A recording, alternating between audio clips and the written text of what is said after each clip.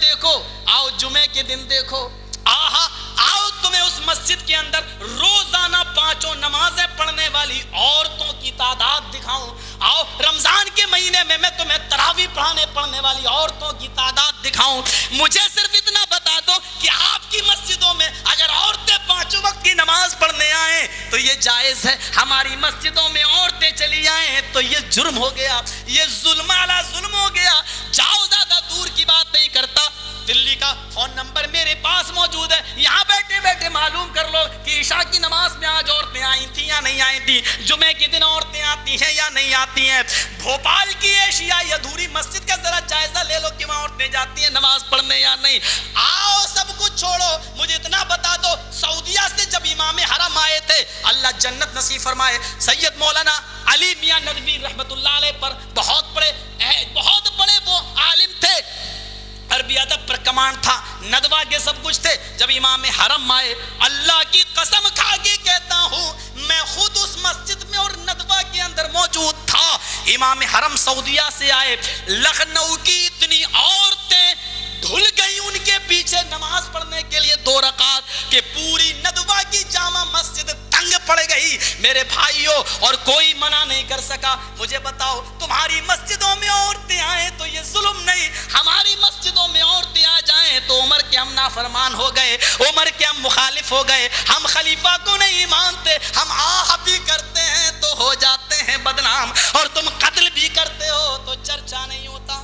ہماری مسجد میں تو صرف جمعے عورتیں آتی ہیں, تمہاری مسجد میں تو 5 ٹائم میں عورتیں آ رہی ہیں. ہماری مسجدوں میں رمضان کے پورے مہینے نہیں, صرف تراویح میں آتی ہیں, اور تمہارے یہاں تو میرے بھائیو 5 وقت میں بھی اور تراویح میں بھی آ رہی ہیں. ایک لیٹر لکھ دو, ٹیلی فون کر دو امام بخاری کے پاس کہ عورتوں کو حضرت عمر نے مسجدوں میں آنے سے منع کر دیا تھا, پھر یہ کیوں آتی ہیں, ان کو منع کر دو اور ان عورتوں کا مسجد سے نماز پڑھنے کا اہتمام ختم کر دو. امام بخاری صاحب اس مسئلے کو مان لیں گے کیونکہ مسجد ان کے انڈر میں ہے, اور پھر آپ اسی امام کی اقتدا کرنے والے ہیں, اور وہ امام بھی جس کا مقلد ہے اسی کے مقلد تو آپ ہو, پھر یہ بات وہ کیوں نہیں تسلیم کریں گے. لیکن میں جانتا ہوں نہ اٹھے گی نہ چلے گی تلوار تم سے, نہ اٹھے گا خنجر, یہ بازو ہمارے آزمائے ہوئے ہیں. امام حرم آئے تو عورتیں مسجدوں میں ٹوٹ پڑے, جائز ہے مسئلہ. روزانہ جامع مسجد دلی کی نماز پڑھنے آئے عورتیں تو جائز ہے مسئلہ. ہماری مسجد میں عورتیں آ گئی تو پتہ نہیں کیا. بتاؤ مجھے, حضرت ابراہیم علیہ السلام نے اپنی بیوی کو جب اللہ نے حکم دیا تھا تو انہوں نے اس کو کہاں چھوڑا تھا؟ ربنا انی اسکنت من ذریتی بواد غیر ذی زرع عند بیتک المحرم, عند بیتک المحرم, تیرے گھر کے پاس چھوڑا ہے. ابراہیم اپنی بیوی کو مسجد میں چھوڑیں, سجدہ کرنے والی جگہ میں چھوڑیں, اور آپ کہیں کہ عورتیں اتنی گندی ہیں کہ مسجد میں نہ جائیں. آہا میرے بھائیو, حضرت مریم کی کفالت مسجد کے اندر ہو رہی ہے, آہا مسجد کے اندر ہو رہی ہے, اور وہ جو بچہ جنتی ہے حضرت مریم کی ماں, اور اس کے بعد میں کہا سمیتھا, میں نے اس کا نام مریم رکھا, یعنی عورت بھی نام رکھ سکتی ہے, بیوی بھی نام اپنی بیٹی کا رکھ سکتی ہے. یہ مسئلہ ہے اس سے میرے پیارے ساتھیوں. اور اس کے بعد جو ان کی پرورش کر رہا ہے, جو ان کی کفالت کر رہا ہے, وہ مسجد کے اندر کفالت کر رہا ہے, اور آپ کہہ رہے ہیں کہ عورت مسجد کے اندر نہ آئے.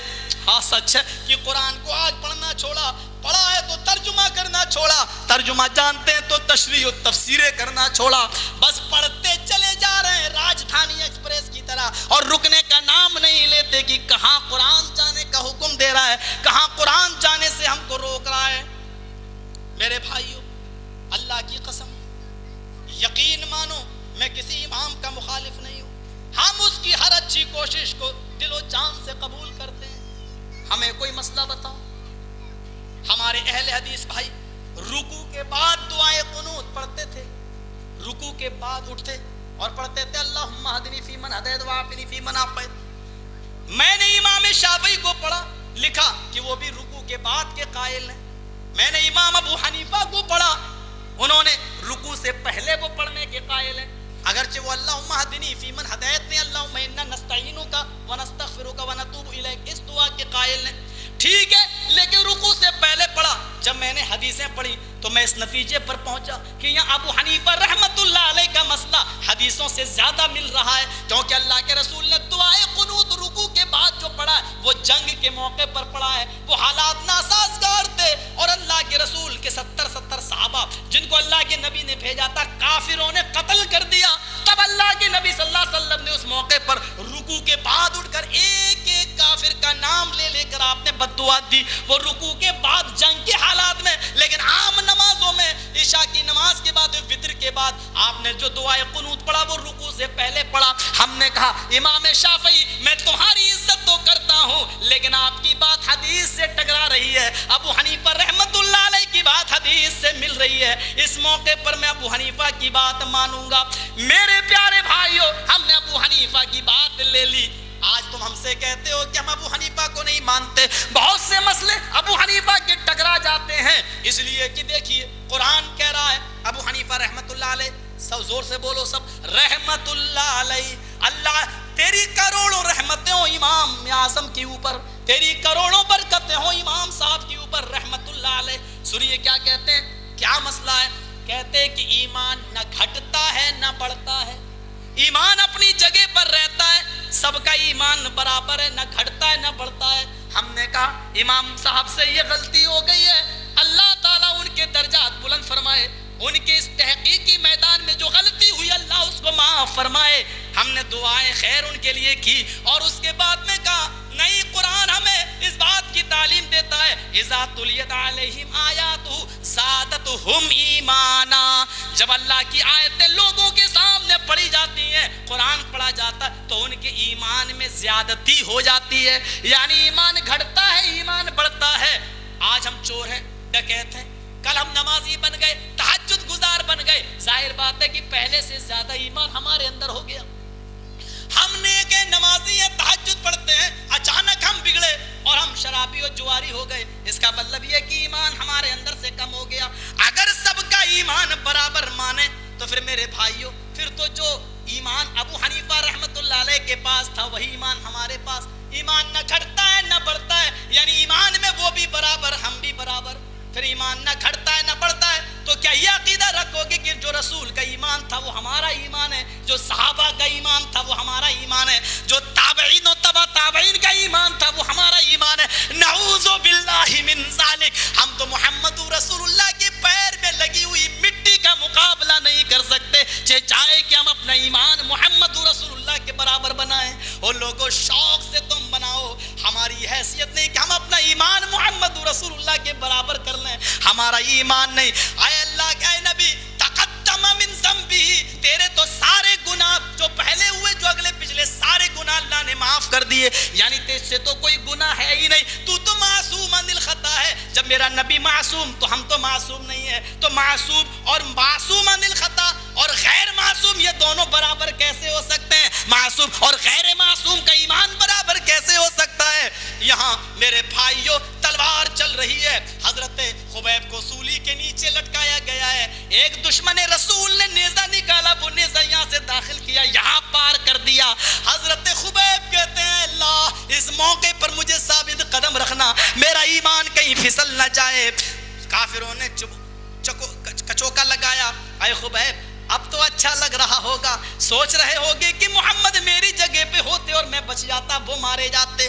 حضرت خبیب کہتے ہیں اپنی زبان کو اے کافرو لگام دو، تم نہیں جانتے کہ میں کیا سوچ رہا ہوں، تم کہتے ہو محمد مر جائے میں بچ جاؤں، یہ سوچ رہا ہوں، ارے میں تو یہ سوچ رہا ہوں اگر میرے نبی کو میرے سامنے لا کے کھڑا کر دو اور کہہ دو اے خبیب صرف نبی کے پیر میں کانٹا چبھو لینے دے میں تجھے چھوڑ دوں گا، اللہ کی قسم میں یہ بھی پسند نہ کروں گا کہ میری جان کے بدلے میں نبی کے پیر میں کانٹا بھی چبھویا جائے۔ غور کرو میرے بھائیوں، کیا اس صحابی کا ایمان اور ہمارا ایمان کیا دونوں برابر ہو سکتے ہیں؟ ہم نے کہا امام صاحب کی یہ بات میں نہیں مانوں گا، اگرچہ وہ بہت بڑے امام تھے لیکن قرآن سے ٹکرا رہی ہے ان کی بات، ہم ماننے کے لیے تیار نہیں۔ بتاؤ کون سا جرم کر دیا ہم نے؟ بتاؤ، قرآن کی تو حفاظت میں بولا ہوں، مجھے صرف اتنا بتا دو کہ کون سا جرم میں نے کر دیا۔ میں نے اتنا ہی تو کہا ہے کہ اب شوہر بیوی کو غسل دے سکتا ہے، انتقال کے بعد بیوی شوہر کو بھی غسل دے سکتی ہے۔ آپ نے کہا ہنگامہ ہو گیا، میں نے کہا کون سا ہنگامہ ہو گیا؟ تم نے کہا نکاح ٹوٹ جاتا ہے، میں نے کہا حضرت علی نے فاطمہ کو غسل دیا, وہ نکاح کیوں نہیں ٹوٹا؟ ابو بکر کا ان کی بیوی کے ساتھ نکاح کیوں نہیں ٹوٹا؟ تم نے کہا دلیل سے بات نہ کرو, یہ وہابیوں کی عادت ہے. ہم نے کہا ٹھیک ہے تم جو چاہو کہو, ہم کو تو دلیل دے دو نکاح ٹوٹنے کی, ہم کل سے مان لیتے ہیں. میرے پیارے ساتھیوں, اللہ کی قسم مجھے بتاؤ تو صحیح, تم نے کہا نماز جنازہ نماز نہیں ہے. ہم نے کہا تم سورہ فاتحہ پڑھ لیا کرو. تم نے کہا وہ نماز ہی نہیں تو سورہ فاتحہ کیوں پڑھوں؟ ہم نے کہا بخاری شریف میں امام بخاری حدیث کا باب باندھتے ہیں, صلاۃ الجنازتی, یہ نماز جنازہ بھی ایک نماز ہے, لا رکوع ولا سجود, لیکن یہ ایسی نماز ہے کہ جس میں رکوع اور سجدہ نہیں ہے, لیکن نماز کی ساری شرطیں پوری ہو رہی ہیں. آپ نے کہا نہیں یہ دعا ہے. ہم نے کہا یہ نماز ہے. آپ نے کہا نماز ہے تو رکوع اور سجدہ کیوں نہیں کرتے ہو؟ میں نے کہا اگر یہ دعا ہے تو پورب کی طرف چہرہ کر کے تم کیوں نہیں مانگ لیتے ہو؟ بغیر وضو کے کیوں نہیں مانگ لیتے ہو؟ تم نے کہا یہ کیا بات رہی؟ ہم نے کہا شرائط تو سارے نماز کے, دیکھیے میں اس وقت بیٹھا ہوں, کوئی ضروری نہیں کہ میں وضو بناؤں اور تبھی دعا کروں اللہ ہمیں ہدایت دے, کوئی ضروری نہیں ہے. بتاؤ اس وقت میرا چہرہ کس طرف ہے؟ آپ بھی کہو گے مولانا یہ آپ کا چہرہ یہ پورب ہے, یہ پشچم ہے, یہ اتر ہے, یہ دکھن ہے, اور آپ کا چہرہ اس وقت جنوب کی طرف دکھن کی طرف ہے. اب بتاؤ اگر میں یہ کہوں کہ اللہ بیماروں کو شفا عطا فرما, تو کیا مجھے اپنے چہرے کو قبلے کی طرف کرنا پڑے گا؟ نہیں. لیکن مجھے بتاؤ اگر نماز جنازہ دعا ہے تو آپ چہرے کی قبلے ہی کی طرف کیوں کرتے ہو؟ میرے بھائیوں, بغیر وضو کے کوئی بھی دعا مانگی جا سکتی ہے, قبلہ کی طرف چہرہ ہو یا نہ ہو, بیٹھے ہو کھڑے ہو, کسی بھی طریقے سے دعا مانگی جا سکتی ہے. لیکن نماز جنازہ یہ وہ دعا نہیں ہے, اس کے لیے آپ کو ویسا ہی وضو کرنا پڑے گا جیسے نماز کے لیے کیا جاتا ہے.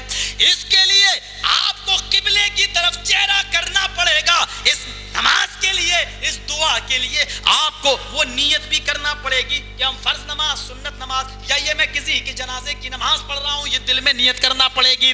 اس نماز جنازہ کے لیے آپ کو اللہ اکبر کہنا ہی پڑے گا. نیت چاہے نیچے باندھ لو یا اوپر, یہ آپ کو اللہ اکبر کہنا ہی پڑے گا. اگر یہ دعا ہے تو بتاؤ کسی اور دعا کے لیے اللہ اکبر کہنا شرط ہے؟ اب میں کہوں اللہ اکبر, اللہ میرے بھائیوں کو نیک ہدایت عطا فرما. میرے بھائیوں, جب اور دعاؤں کے لیے اللہ اکبر کہنا شرط نہیں ہے لیکن نماز جنازہ کے لیے کہنا شرط ہے. اب سنیے, اور دعاؤں کے لیے سلام پھیرنا شرط نہیں ہے لیکن نماز جنازہ کے بعد آپ کو سلام پھیرنا پڑے گا. السلام علیکم ورحمت اللہ, السلام علیکم ورحمت اللہ. اب آپ استغفر اللہ پڑھیں گے اور میت کو اٹھائیں گے. سوال یہ مولوی صاحب جب ساری چیزیں اس میں نماز کی لاگو ہیں تو تم ہی بتاؤ کہ اس میں رکوع اور سجدہ کیوں نہیں ہے؟ آہا, امام کائنات نے کوئی چیز باقی نہ چھوڑی. تم آؤ تو میرے قریب آؤ, تو ابھی حدیثوں میں بہت یتیم ہو, تم ابھی حدیث اور سنت میں فرق نہیں کر پاتے ہو, تم کیا جانو میرے بھائیو بہت بڑے یتیم ہو. امام کائنات نے کوئی چیز باقی نہ چھوڑی. ابن قیم نے پیش کر دیا وہ نقطہ, اللہ کے رسول نے اس جنازے کی نماز میں رکوع اور سجدہ اس لیے نہیں رکھا تاکہ کوئی غیر مسلم اور کوئی مشرک اور کافر یہ تصور نہ کر لے کہ مسلمان بھی مردوں کے سامنے جھکتا ہے اور ان سے دعائیں مانگتا ہے, اور مردے کے اندر بھی دینے اور لینے کی طاقت ہے. اس لیے اسلام کا گائیڈ محمد رسول اللہ میت کے سامنے بھی جھکنے سے منع کرتا ہے, رکوع اور سجدہ سرے سے ہٹا دیا ہے تاکہ غیر اللہ کے سامنے رکوع اور سجدے کا تصوری مسلمان کے ذہنوں سے اٹھ جائے. آؤ تو صحیح ہمارے قریب, ہم تمہیں انگلی پکڑ کے چلنا سکھائیں گے. یتیم ہو حدیث, سنت حدیث پہ فرق نہیں کر پاتے ہیں بیچارے. حدیث سنیے, اچھا حدیث پڑھ دیتا ہوں. ہم سے زیادہ حدیث پڑھنے سے پہلے ہم یہ بتا دیں کہ ہم سے زیادہ اماموں کا ماننے والا کوئی نہیں. سچ بتاتا ہوں, یہ الگ بات ہے کہ میں اپنی نسبت کسی ایک کی طرف نہیں کرتا ہوں. میں کیوں کروں, میرا یہ بھی عالم, یہ بھی عالم, یہ بھی عالم, میرے عالم بیٹھ, میں اپنی نسبت ایک کی طرف کیوں کروں؟ ارے جب چار برحق ہیں تو ہم ایک سے ناتا کیوں جوڑیں؟ چار برحق ہیں, چاروں کی باتیں مانیں گے جب جس کی بات مل جائے اللہ کے رسول سے. یہ کیا برحق چار ہے مانیں گے تجھے, تین کو دھوکہ دوں؟ وہ تین جب غلط نہیں ہے تو ہم ان کو کیوں نہ مانیں؟ تم برحق چار کو مانتے ہو, تین کو چھوڑ لایا, تیری بات مانیں گے نہیں. مانیں گے تو اسی کی مانیں گے, تو چاہے کتنا بڑا سچا رہے لیکن مانیں گے تو تیری مانیں گے. بتا دو مجھے ایسا کہاں ہے, ایسا کہاں ہے؟ تم تینوں سچے ہو لیکن نہیں مانوں گا تو اسی کی مانوں گا کیونکہ یہ بھی سچا، ٹھیک ہے، لیکن کبھی کبھی اپنے سچے کو بھی چھٹلا دیا اور دوسرے کو بھی مانا. مثال دوں گا بھی. کیوں؟ جب اپنے اوپر آتی ہے نا تب. سنیے امام ابو حنیفہ رحمۃ اللہ علیہ کا وہ مسئلہ جس کو تم سے زیادہ ہم مانتے ہیں. امام صاحب سے پوچھا جا رہا ہے اور اس کو کوئی اور نے نہیں، تمہارے سب سے بڑے عالم نے نکالا، شاہ ولی اللہ محدث دہلوی نے عقد الجید صفحہ نمبر 57 پر نقل کیا. حوالہ نوٹ کرو، جادو وہ جو سر چڑھ کے بولے، حوالہ نوٹ کر لو، عقد الجید صفحہ نمبر 57. کیا کہہ رہے ہیں امام صاحب؟ پوچھا جا رہا ہے آیا ابو حنیفہ رحمۃ اللہ علیہ مجھے اتنا بتاؤ، اذا قلت قولا یخالفہ کتاب اللہ، اے امام صاحب اگر آپ کبھی ایسی بات کہتے ہیں جو قرآن کے خلاف ہو، اللہ کی کتاب کے خلاف ہو، تو میں کیا کروں؟ جانتے امام صاحب کا فتویٰ کیا تھا؟ اترکوا قولی بکتاب اللہ. یہ ابو حنیفہ رحمۃ اللہ علیہ فرما رہے ہیں اللہ تیری کروڑوں رحمتیں نازل ہوں ابو حنیفہ رحمۃ اللہ علیہ پر. کتنا بڑا مسئلہ انہوں نے میرے فیور میں پیش کر دیا. کیا کہا؟ اترکوا قولی بکتاب اللہ، اللہ کی کتاب سے میری بات ٹکرا جائے تو میری بات کو چھوڑ دینا اور اللہ کی کتاب کو. ایمان گھٹتا ہے بڑھتا ہے؟ نہیں گھٹتا نہیں بڑھتا. قرآن کہہ رہا ہے گھٹتا بڑھتا. امام صاحب کی بات قرآن سے ٹکرا گئی، ہم نے قرآن کی بات لے لی. ابو حنیفہ ہی نے فرمایا تھا کہ قرآن لے لینا میری بات چھوڑ دینا. بتاؤ تم مانتے ہو یا ہم مانتے ہیں امام صاحب کو آپ سے زیادہ؟ لیکن ہاں ہم اپنی نسبت نہیں کرتے ہیں کہ ہم ابو حنیفہ کو تم سے زیادہ مانتے اس لیے میں حنفی ہوں، نہیں، کیونکہ کل ہم کو شافعی کی بھی ماننا ہے، امام مالک کی کوئی بات ملے گی ان کی بھی ماننا ہے، اس لیے کہ یہ لوگ بھی انہی کی مانتے تھے، اللہ کے رسول صلی اللہ علیہ وسلم کی. اس لیے ڈائریکٹ ہم اپنی نسبت محمد رسول اللہ صلی اللہ علیہ وسلم. بھائی سورج روشنی دیتا ہے تو ہم سورج کی روشنی کو یہ تھوڑی کہیں کہ سورج روشنی دیتا ہے. سورج روشنی دیتا ہے، سورج کے اندر یہ روشنی اللہ نے بھری، تو ڈائریکٹ کیوں نہ کہوں اللہ روشنی دیتا ہے. تو اسی طریقے سے امام صاحب نے بہت سی اچھی باتیں بتائی ہیں، لیکن یہ اسی وقت بتائی ہیں جب اللہ کے نبی صلی اللہ علیہ وسلم سے انہوں نے جان لی کہ ہاں یہ اللہ کے نبی صلی اللہ علیہ وسلم کی ہے، تو وہ باتیں ہم نے مان لی. اور سن لیجئے امام صاحب سے پھر پوچھا جا رہا اذا قلت قولا یخالف خبر الرسول، اگر آپ کوئی ایسی بات کہتے ہیں کہ حدیث اس کے خلاف ہو تو، یہ تو قرآن ہے، اگر حدیث خلاف ہو تو امام صاحب کیا کہہ رہے ہیں؟ اللہ کروڑوں رحمتیں نازل فرما امام صاحب کی قبر پر. کیا کہتے ہیں؟ اترکوا قولی بخبر الرسول. جرجیز کو گالی دو گے ولی اللہ محدث دہلوی پر گالی پڑے گی، کیونکہ ہم نہیں کہہ رہے ہیں، شاہ ولی اللہ نے نکالا. پڑھ لینا عقد الجید صفحہ 57 پر. مجھ پر گالی دینے سے پہلے سمجھ لینا پڑے گی کہاں، کیونکہ میں ان کی بات کہہ رہا ہوں. کم سے کم یہ کتاب دیکھنے کے بعد گالی دینا تاکہ تمہارے آقا پر گالی نہ پڑے. سنو کیا کہا؟ اترکوا قولی بخبر الرسول، اگر اللہ کے رسول سے میری بات ٹکرا جائے تو حدیث کو عمل کر لینا، میری بات کو چھوڑ دینا. اذا قلت قولا یخالف قول الصحابہ، اگر آپ کوئی ایسی بات کہتے ہیں جو صحابی کے قول کے خلاف ہو تو میں کیا کروں؟ کہنے لگے اترکوا قولی بقول الصحابہ، صحابہ کی بات کو مان لینا، میری بات کو چھوڑ دینا. یہی تو ہم کرتے ہیں. بتاؤ اہل حدیثوں کا کون سا جرم ہے؟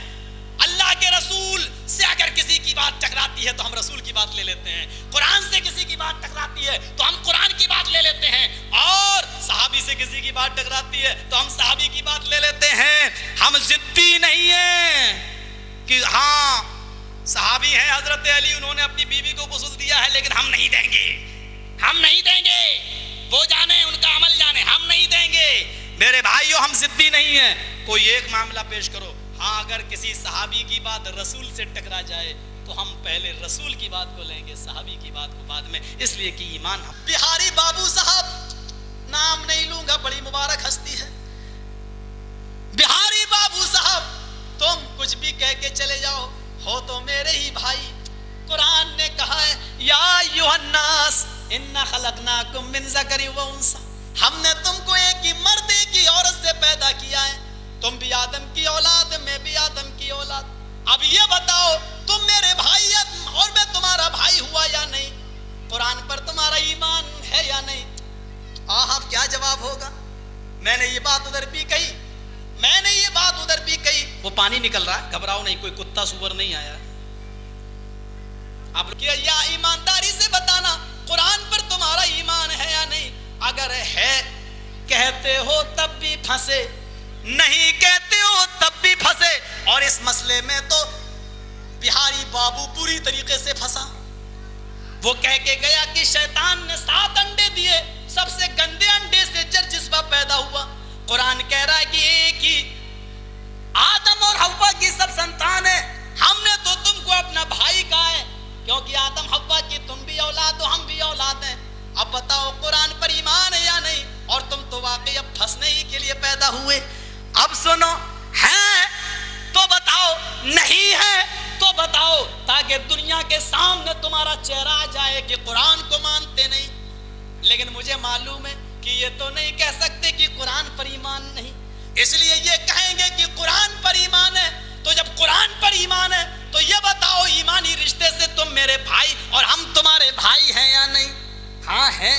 اگر جواب یہ ہے کہ ہیں تو اب مجھے یہ بتاؤ کہ تمہارا ایک بھائی شیطان کے اگر سب سے گندے انڈے سے پیدا ہوا تو پھر دوسرا بھائی پھر کس انڈے سے مانا جائے؟ اور اگر آدم کی اولاد مانتے ہو تو پھر مجھے اپنا بھائی کہو۔ بیچارہ پھنسا، اب کیا کہنے لگا؟ دوسرا اسٹیج لگا، اللہ کی قسم 80 تقریریں ہوئی، 80 تقریریں۔ کیا کہنے لگا؟ اہل حدیثوں میں کتا حلال، اس کا دودھ حلال۔ میں نے کہا آپ کو عقل ہی نہیں بہاری بابو، کتا دودھ دیتا ہی نہیں۔ ارے اتنا کہتے کہ کتیا کا دودھ حلال تو بات چلتی، تم کو اتنی بھی عقل نہیں ہے، اہل حدیثوں کی دشمنی میں اپنی کھوپڑی خراب کر چکے ہو۔ کیوں بیچارے بوکھلائے جا رہے ہو؟ مجھے ایک مسئلہ بتا دو، صرف ایک مسئلہ بتا دو۔ کل چھیڑا تھا، آج بھی چھیڑے دیتا ہوں۔ کل تو میں نے ابو بکر اور حضرت علی کے غسل کا مسئلہ چھیڑا تھا، آج صرف اتنا بتا دو۔ بخاری، مسلم، ابو داؤد، ترمذی، نسائی وغیرہ کی روایت ہے، جب کتا تمہارے برتن میں منہ ڈال دے تو اس کو 7 مرتبہ دھلو۔ حدیث ہے، اس برتن کو 7 مرتبہ دھلو۔ ابو داؤد، ترمذی، نسائی، ابن ماجہ، یہ 4 حدیثوں کے حوالے پر وقت کہ جب کتا برتن میں منہ ڈال دے تو 7 مرتبہ دھلو۔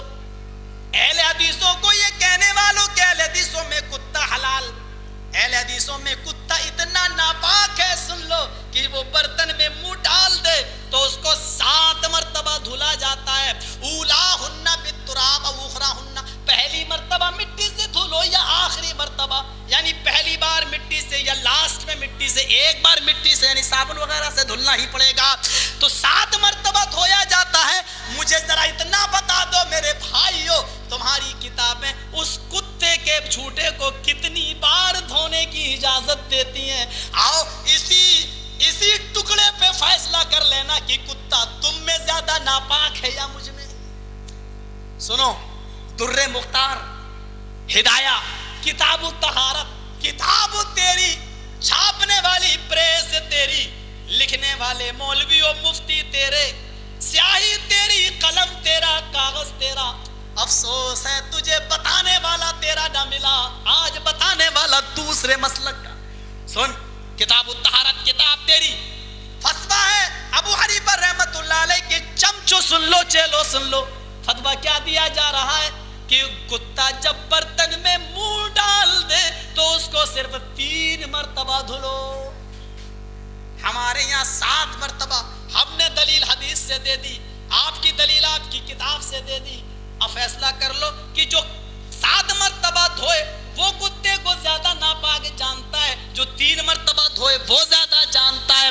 اور دونوں مسئلے تمہارے سامنے، اللہ کروڑوں رحمتیں نازل فرمائے امام اعظم ابو حنیفہ رحمت اللہ علیہ پر۔ سن لیجئے میرے بھائیو، یہ ان کا فتویٰ نہیں ہے، یہ ان کے بعد میں آنے والے لوگوں کا فتویٰ، ورنہ اتنا بڑا امام حدیث کی اتنی بڑی مخالفت نہیں کر سکتا ہے۔ سن لیجئے، اب مجھے بتائیے کہ امام صاحب کی بات مان کر 3 مرتبہ دھلو گے یا محمد رسول اللہ کی بات مان کر برتن کو 7 مرتبہ دھلو گے؟ فیصلہ کر کے بتا دو، آج کے بعد لا الہ الا اللہ محمد رسول اللہ پڑھو گے یا لا الہ الا اللہ ابو حنیفہ رسول اللہ پڑھو گے؟ فیصلہ کر لینا، کوئی زور نہیں، کوئی زبردستی نہیں، نہ میں کمپلین کروں گا نہ تمہارے خلاف چوکی داری کروں گا، اس لیے کہ میرا نبی اور میرا قرآن صاف کہتا ہے لا اکراہ فی الدین، دین میں زبردستی نہیں ہے۔ میں کیوں زبردستی کروں؟ आओ एक मसला और ले लेते हैं, बड़ा तेजी से टाइम भागता है, समझ में नहीं आता क्या बोलूं क्या ना बोलूं, इसको तो नंबर ही नहीं आता मेरा। एक हदीस सुन लीजिए, बड़ी प्यारी हदीस है, सुनिए। हदीस है वान जाबिर इब्न अब्दुल्लाह रज़ियल्लाहु ताला अन्हु क़ाल कुन्ना इंद नबी सल्लल्लाहु अलैहि वसल्लम फखत्ता खत्तन वखत्ता खत्तैन अन यमीनिही वखत्ता खत्तैन अन यसारिही फक़ाल हाज़ा सुम्मा तला हाज़िल आया व अन्न हाज़ा सिराती मुस्तक़ीमन फत्तबिऊहु वला तत्तबिउ सुबुल फतफर्रक़ बिकुम अन सबीलिही। रवाहु इब्न माजा। ये हदीस इब्न माजा की है। इमाम इब्न माजा इस हदीस को अपनी हदीस में इसी तरीके से लाए जिस तरीके से मैंने आपके सामने पढ़ दी है। हदीस का तर्जुमा सुनो। हजरत जाबिर इब्न अब्दुल्लाह फरमाते हैं कि हम अल्लाह के रसूल के पास थे, कुन्ना इंद नबी सल्लल्लाहु अलैहि वसल्लम, हम अल्लाह के रसूल के पास बैठे हुए थे। अल्लाह के रसूल के पास बैठे बैठे आपने एक लाइन खींची, फखत्ता खत्तन, एक लाइन खींची, सीधी लाइन, देखिए ये लाइन, ये सीधी लाइन खींची और दो दाएं खींची दो बाएं, वखत्ता खत्तैनी अन यमीनी, एक सीधी खींची और दो दाएं उस लाइन से मिला दी, वखत्ता खत्तैनी अन यसारिही, और दो बाएं तरफ। अब सुनिए, वक़ाल हाज़ा, और उसके बाद में आपने फरमाया क्या, सुम्मा तला हाज़िल आया, फिर आपने ये आयत तिलावत फरमाई, यानी जो लाइन सीधी खींची थी उस लाइन पर आपने हाथ रखा, सुम्मा वज़अ यदहू फिल खत्तिल औसत, आपने बीच वाली लाइन पर जो सीधी खींची थी आपने सीधी, उस लाइन पर आपने हाथ रखा और हाथ रखकर फिर कुरान की आयत पढ़ी, व अन्न हाज़ा सिराती मुस्तक़ीमन फत्तबिऊहु। आए लोगों, तुम ये सिराते मुस्तकीम की इत्तिबा करना, यही सीधा रास्ता है, सिराते मुस्तकीम है, यही सीधा रास्ता है। और ये चार लाइनें जो आपने खींची उस पर आपने लिखा हाज़ा सबीलु शैतान, हाज़ा सबीलु शैतान, इस तरफ लिखा आपने हाज़ा सबीलु शैतान, हाज़ा सबीलु शैतान। आपने चारों रास्तों पे सबीलु शैतान लिखा और बीच वाले रास्ते पे आपने फरमाया व अन्न हाज़ा सिराती मुस्तकीमन, ये मेरा सीधा रास्ता है। मैं आपसे पूछना चाहता हूँ कि अल्लाह के रसूल ने सिर्फ चार ही लाइनें क्यों खींची, हालांकि आप पहले भी फरमा चुके थे कि मेरी उम्मत में बनी इसराइल में 72 फिरके थे और मेरी उम्मत में 73 फिरके होंगे, 72 जहन्नम में जाएंगे, एक जन्नत में जाएगा। आप 72 लाइनें भी खींच सकते थे, लेकिन नहीं, आपको अल्लाह ताला ने इतना फरासत ईमानी दी थी और बिन जानी बिल्लाह ये फरासत आपको मिली थी कि आपने चार लाइनें खींच कर इशारा कर दिया। हाय लोगों, दुनिया में 4 फिरके बड़ा होने का दावा करेंगे और इस बात का दावा करेंगे 4 इमाम, चारों बरक, चारों जन्नती। अल्लाह के रसूल ने फरमाया इन चारों लाइनों को खींचकर कि ये शैतान का रास्ता, ये शैतान का, ये शैतान का, ये शैतान का, और सीधे रास्ते पे फरमाया कि वन्ना हाज़ा सिराती मुस्तकीमन, ये मेरा सीधा रास्ता है, सिराती मुस्तकीमन, ये मेरा सीधा रास्ता है। ये 4 फिरकों को ये वार्निंग दे गए हैं कि ये लोग अपने आप को जन्नती समझेंगे, इसलिए अल्लाह के नबी 4 ही की निशानी कर गए और 4 ही लाइनें खींच कर बता गए। हालांकि 72 को जहन्नमी पहले भी बता चुके थे, लेकिन बड़ा बड़ा फिरका और उसके दावेदारों को 4 इशारे करके आपने इसमें भी फरमा दिया कि ये भी सिराते मुस्तकीम पर नहीं है। कहो किसको गाली दोगे, मुझे दोगे तो ये इमाम कायनात पर पड़ेगी, क्योंकि 4 लाइनें मैंने नहीं और शैतानी रास्ते ये मैंने नहीं, जनाबे मोहम्मद रसूलुल्लाह ने बताए हैं। क्या करूं, इसको गाली दूं तो नबी को ना पड़े, कुछ कह भी तो नहीं सकता हूं, नहीं कहूंगा तो जरूर। मुझे मालूम है खत का मजमू भांप लेता हूं लिफाफा देखकर, मौलवी की शक्ल देख के पहचान लेता हूं कि ये क्या बोलेगा।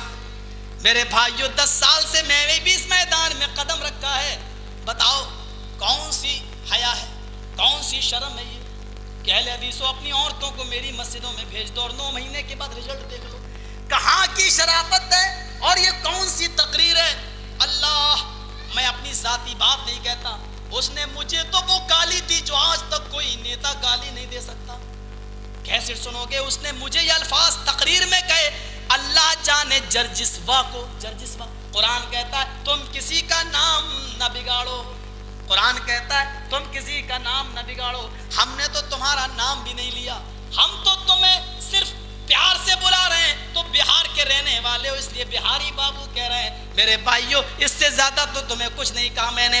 اتنا بتا دوں کہ تم نے میرا نام بگاڑا. اور جرجیس علیہ السلام ایک نبی ہے اور میں نے بھی یہ نام اس لیے رکھا کہ جرجیس ایک نبی کا نام تھا. میرے بھائیوں یہ میرے باپ نے اس لیے نام رکھا. میرا نام بگاڑنے سے پہلے سوچ لو کہ یہ الفاظ کس کے اوپر پڑیں گے. اب تم نے کہا اللہ جانے اس جرجسپا کو اس کی ماں نے کس راستے سے پیدا کیا. یہ تمہاری تقریر کے الفاظ ہیں. ارے میں نے تم کو کچھ کہا تھا تکلیف تمہیں مجھ سے ہوئی, میری ماں کو تم کیوں لپیٹ رہے ہو. تم کو اللہ نے جرجسپا کو اللہ جانے کس راستے سے پیدا کیا. اور یہ جملہ یہیں پر بس نہیں, اس نے کہا آگے سے یا پیچھے سے کیسٹ سنو. آپ یہ کہو گے کہ اللہ جانے یہ مولوی ہے یا پرلے درجے کا شیطان. اس کی زبان سے آپ اندازہ لگا لو گے. میں وہ کیسٹ لوگوں یقین مانو بھیجوں گا ضرور. اللہ کی قسم وہ کیسٹ آپ تک آئے گی, آپ سن لیجئے گا. اس کیسٹ سے آپ اندازہ لگا لیجئے گا کہ یہ مولوی ہے. مجھے معلوم ہے کہ تم کس کو بلاؤ گے اور مجھے معلوم ہے کہ تم کیا سناؤ گے. ہم نے حدیث پڑھی ہے, اگر کسی نے اپنی ماں کا حلال دودھ پیا حدیث پڑھتا جائے مسئلے بتاتا جائے, اللہ کی قسم صبح کا سورج نکلنے سے پہلے اس حدیث کو تسلیم نہ کر لوں تو ماننا. لیکن حدیث صحیح ہونی چاہیے, ثقہ راوی ہونا چاہیے, عادل تام مضبط ہونا چاہیے, حدیث صحیح ہونی چاہیے, حدیث میں ضعف و کمزوری نہیں ہونا چاہیے, اور وہ بالکل وہی جو محدثین نے اصول بتائے ہیں. آئیے ذرا میں ایک اور بات بتاتا چلوں اور حدیث سن لو. دارمی کی حدیث ہے, نوٹ کر لو. ان عمر بن الخطاب رضی اللہ تعالی عنہ اتا رسول اللہ صلی اللہ علیہ وسلم بنسخۃ من التوراۃ فقال یا رسول اللہ هذه نسخۃ من التوراۃ. ذرا حدیث سنیے گا غور سے. وقال یا رسول اللہ هذه نسخۃ من التوراۃ فسكت رسول اللہ صلی اللہ علیہ وسلم فجعل يقرأ ووجه رسول اللہ صلی اللہ علیہ وسلم يتغير فقال ابو بکر ثقلتك السواکل ما ترى بوجه رسول اللہ صلی اللہ علیہ وسلم. فنظر عمر الى وجه رسول الله صلى الله عليه وسلم فقال اعوذ بالله من غضب الله ومن غضب رسوله ورضينا بالله ربا وبالاسلام دينا وبمحمد نبيا. فقال رسول الله صلى الله عليه وسلم والذي نفس محمد بيده لو بدا لكم موسى لاتبعتموه وتركتموني لزللتم عن سواء السبيل ولو كان حيا وادرك نبوتي لاتبعني. رواه الدارمی فی سنن. امام دارمی اس کو اپنی سنن کے اندر لائے. حدیث سن لیجئے, حدیث اور سنت میں فرق نہیں کر پاتے. سنو حدیث. ابھی تو آپ نے صرف یہ سنا کھڑے ہو کے پیشاب کرو تو اہل حدیث, بیٹھ کے کرو تو اہل سنت. سنو حدیث. آؤ میں تم کو بتاؤں حدیث کیا ہے. یہ حدیث حضرت عمر فاروق اللہ کے رسول کے پاس آئے اور تورات کا ایک نسخہ لے کر آئے. تورات کا ایک نسخہ, اور تورات کا نسخہ لا کے کہنے لگے اے اللہ کے رسول هذه نسخۃ من التوراۃ, اے اللہ کے رسول یہ تورات ہے. فسکت رسول اللہ, اللہ کے نبی خاموش ہو گئے. آپ خاموش ہو گئے. فجعل يقرأ, حضرت عمر تورات پڑھنا شروع کر دی. حضرت محمد رسول اللہ خاموش ہو گئے. فجعل يقرأ, حضرت عمر پڑھنا شروع کر دیے. جب حضرت عمر نے تورات پڑھنا شروع کی وجہ رسول اللہ صلی اللہ علیہ وسلم يتغير, اللہ کے رسول کا چہرہ بدلنے لگا, سرخ ہونے لگا. آپ کے چہرے پہ لالامی, آنکھیں ایسی ہو گئیں جیسے انار کا جوس کسی نے آپ کی آنکھوں میں ڈال دیا ہو. آپ کا چہرہ بدل گیا. جب اللہ کے نبی کا چہرہ بدلا تو حضرت عمر فاروق نے, جب اللہ کے رسول صلی اللہ, حضرت ابو بکر نے جب اللہ کے نبی کا چہرہ دیکھا تو اللہ کے نبی کا چہرہ, عمر کو تورات پڑھ رہے تو فرمایا یا عمر ثقلت کا سواکل, اے عمر تجھے کھونے والیاں کھو دیں, اے عمر تجھے تیری ماں گم کر دے, یعنی تو برباد ہو جائے. یہ عربی میں ایک مقولہ تھا, عربی میں ایک جملہ بولا جاتا تھا جیسے آج بولتے نا تیرا ستیہ ناش ہے, کبھی بولتے اے ملون. یہ عربی جس طریقے سے آج ایک جملہ بولا جاتا ہے, عربی کے اندر یہ جملہ ناراضگی کے موقع پر بولا جاتا تھا. ثقلت کا سواکل, کھونے والی تجھے کھو دے, یعنی تیری ماں تجھے کھو دے, یعنی تو مر جا. حضرت عمر نے کہا کیوں, کیا بات ہے؟ کہا ما ترى بوجه رسول اللہ صلی اللہ علیہ وسلم, کیا تم اللہ کے رسول کا چہرہ نہیں دیکھ رہے ہو کیسے لال ہو رہا ہے؟ حضرت عمر نے دیکھا میں میرے تورات پڑھنے سے نبی کا چہرہ سرخ ہو گیا, میرا تورات پڑھنے سے رسول کا چہرہ بدل گیا. کہنے لگے اعوذ باللہ من غضب اللہ, میں اللہ کی پناہ چاہتا ہوں اللہ کے غصے سے. ومن غضب رسولی, میں اللہ کی پناہ چاہتا ہوں رسول کے غصے سے. رضینا باللہ ربن، اے اللہ میں تجھ سے راضی ہوں رب ہونے کے اعتبار سے. رضینا باللہ وبالاسلام دینا، میں اسلام سے خوش ہوں دین کے اعتبار سے. وبمحمد النبی، اور محمد کو قبول کرتا ہوں نبی ہونے کے اعتبار سے. اے اللہ کے رسول میں نے آپ کا دل توڑا ہے نہیں پڑھتا ہوں. تورات بند کر دی. اللہ کے رسول نے فرمایا فقال رسول اللہ صلی اللہ علیہ وسلم یا عمر والذی نفس محمد بیدہ، اللہ کی قسم آج جس کے قبضے میں محمد کی جان ہے اس ذات کی قسم جو کتاب تم پڑھ رہے ہو، اگر یہ کتاب کا لانے والا موسیٰ زندہ ہوتا لتبعتموہ، اور یہ اسلامی کتاب ہے تورات جس کو اللہ نے اتاری ہے، اگر تم مجھے چھوڑ کر اس تورات پر ایمان لاتے اور مجھے چھوڑ کر تم اس موسیٰ پر ایمان لاتے اور موسیٰ کی شریعت پر عمل کرتے لزللتم عن سواء السبیل، تو تم سیدھے راستے سے بھٹک جاتے، سیدھے راستے سے گمراہ ہو جاتے. ولو کان موسیٰ حیا وادرک نبوتی، اور اگر موسیٰ زندہ ہوتے اور وہ میری نبوت پا لیتے لتبعنی، تو ان کو بھی میری غلامی کرنا پڑتی، میری اتباع کرنا پڑتی. سن لو، حضرت عمر فاروق تورات پڑھنے لگے جو اسلامی کتاب ہے. اللہ کے رسول کا چہرہ بدل گیا. اسلامی کتاب رسول کی شریعت کے بعد نہیں چل سکتی ہے تو تمہارے ملا اور مولویوں کی کتابیں اسلامی شریعت سمجھ کر کیسے چل سکتی ہے؟ جب اسلامی کتاب پر عمل نہیں کیا جا سکتا ہے قرآن کے آ جانے کے بعد، محمد رسول اللہ کے آنے کے بعد، جب موسیٰ پر اتری ہوئی کتاب نہیں چل سکتی ہے تو محمد کے آنے کے بعد، محمد کے بعد پیدا ہونے والے لوگوں کی کتابیں کیسے چل سکتی ہیں؟ نہ تلوار تم سے اٹھے گی نہ اٹھے گا کھنجر، یہ بازو ہمارے آزمائے ہوئے ہیں. آؤ شریعت میں منہ ڈال کر دیکھو، اپنے گریبانوں میں جھانک کر دیکھو، کل قیامت کے دن رسول کو کیا جواب دو گے. بہت آسان ہے کہہ دینا، کھڑے ہو کر پیشاب کیا اللہ کے رسول نے اور بیٹھ کر کیا یہ سنت ہے، کھڑے ہو کر کیا یہ حدیث ہے. آپ اہل حدیث بنو گے یا اہل سنت؟ باہری عقل، اونٹ رے اونٹ تیری کون سی کل سیدھی؟ یا خدا کسی کو یہ عقل نہ دے، دے آدمی کو موت پر یادا نہ دے. اچھا ایک بات بتاؤ، نبی نے کھڑے ہو کر پیشاب کیا، یہ ہے حدیث، کیا یہ ہے حدیث، اور نبی بیٹھ کے کرتے تھے یہ ہے سنت، وہ بھی کیا یہ بھی کرتے تھے، تو دونوں حدیث ہوں گی یا دونوں سنت؟ مولوی کا فیصلہ دیکھو کیا کہہ رہا ہے، یہ حدیث ہے یہ سنت. وارے پتہ نہیں بہار کا رہنے والا تھا، وہاں تو گائے چلتی ہے، اس کی کھوپڑی میں بھینس کا گوبر کیسے بھر گیا میری سمجھ میں نہیں آ رہا. کیا انداز ہے، کہتا یہ سنت یہ حدیث. واہ صاحب. اچھا مجھے ایک بات بتاؤ، یہ سنت اور یہ حدیث، اللہ کے رسول نے فرمایا تم شادی ایک کر سکتے ہو، دو بھی جائز ہے، تین بھی اور چار بھی. چار تک کا کہ حدیث موجود ہے نا، چار تک شادی کر سکتے ہو، اور نبی نے 10 11 کی. چلو یہ ہے حدیث، 4 تک کر سکتے ہو یہ ہے حدیث. نبی نے 7 اور 9 اور 11 کی، یہ ہے سنت. بتاؤ میرے بہاری بابو اہل حدیث بنو گے یا اہل سنت؟ بتاؤ. تم میں کو تمہاری ماں نے دودھ پلایا ہے تو آؤ اور بتاؤ. یہاں تمہیں اہل حدیث بننا ہی پڑے گا. 4 تک کی حدیث مانو گے کیوں؟ 11 تک کی سنت صرف نبی کے لیے تھی، تمہارے لیے نہیں ہے. تم کو ابھی حدیث اور سنت میں فرق کرنا نہیں آتا ہے. سن لو، حدیث کس کو کہتے ہیں؟ نبی کی زبان سے جو کچھ نکلا وہ حدیث ہے.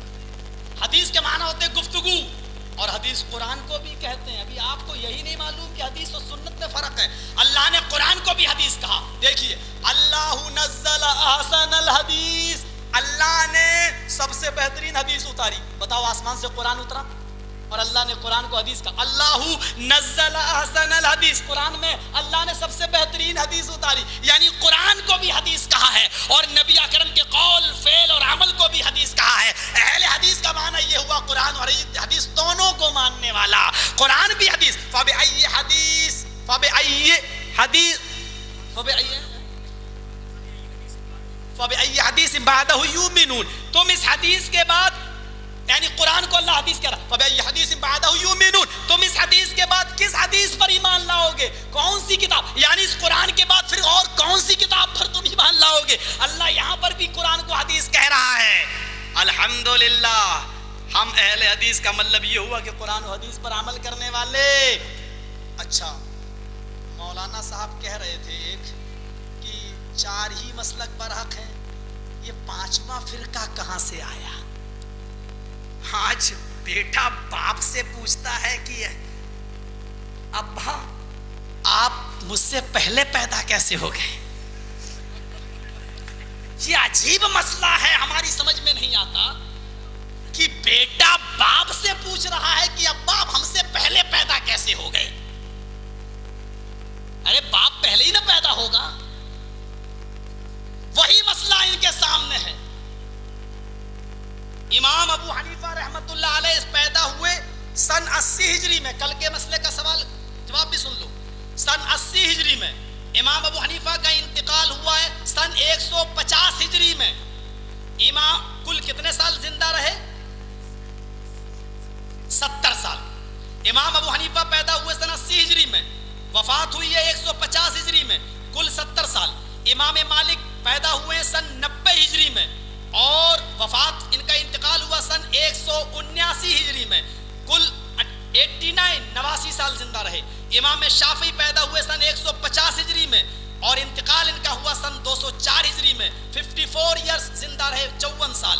इमाम अहमद इब्न हंबल पैदा हुए सन 164 हिजरी में, इनका इंतकाल हुआ 261 हिजरी में, कुल 77 साल ये जिंदा रहे। अबू हनीफा रहमतुल्लाह अलैह 80 हिजरी में यानी 70 साल के बाद पैदा हुए। ये बताओ नबी अकरम के 70 साल तक कोई इमाम पैदा नहीं हुआ था। ये लोग किसको मानने वाले थे? किस किताब को मानते थे? चलो अबू हनीफा के आने के बाद हिदायतुर्रे मुख्तार, हालांकि वो भी 600 साल के बाद चली है, वो छोड़ दीजिए।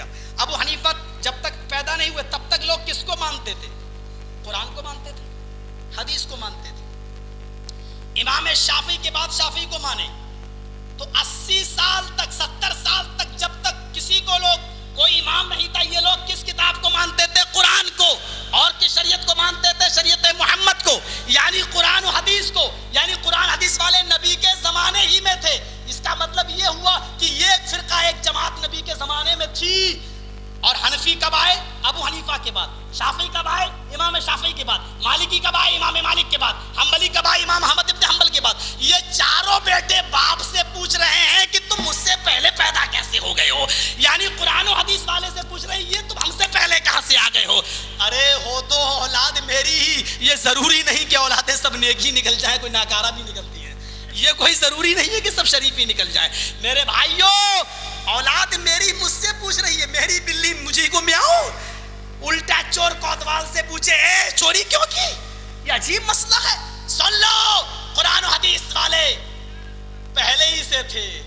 ये तुम बताओ कि तुम्हारा वजूद कब आया?